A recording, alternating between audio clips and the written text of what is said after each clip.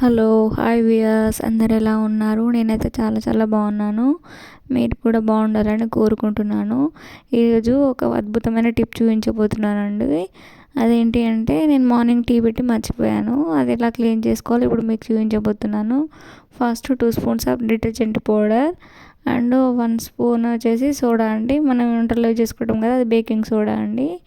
తర్వాత మనకి ఇక్కడ వరకు అయితే మాడిపోయిన మరకలు ఉన్నాయో అక్కడ వరకు నేను వాటర్ ఫిల్ చేసుకుంటానండి. ఫిల్ చేసుకున్న తర్వాత ఈ బౌల్ని తీసుకెళ్ళి మన స్టవ్ ఆన్ చేసుకోవాలండి.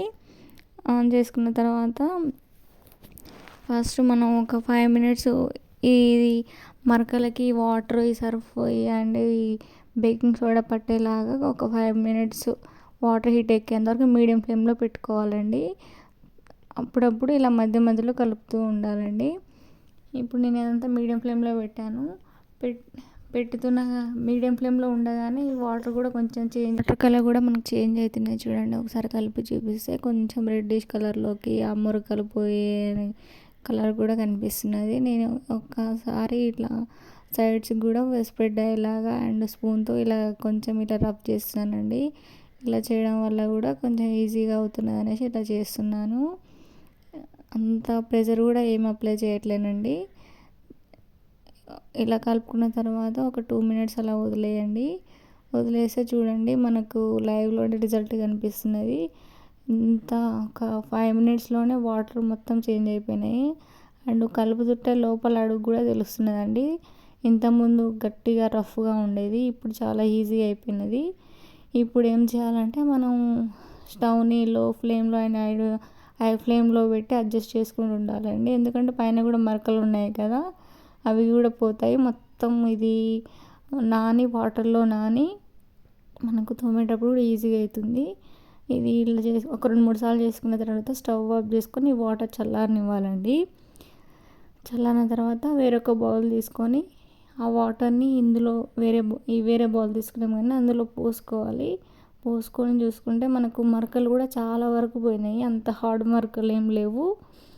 ఇప్పుడు దీన్ని ఏం చేసుకోవాలంటే మనం రెగ్యులర్గా యూజ్ చేసే సోప్ కానీ లిక్విడ్స్ కానీ ఏదైనా పెట్టి స్క్రబ్బర్తో ఇట్లా ఒకసారి అంత ప్రెషర్ అప్లై చేయకుండా నార్మల్గా తోమితే సరిపోతుందండి. ఇక్కడ నేను విమ్ సోపు తీసుకున్నాను.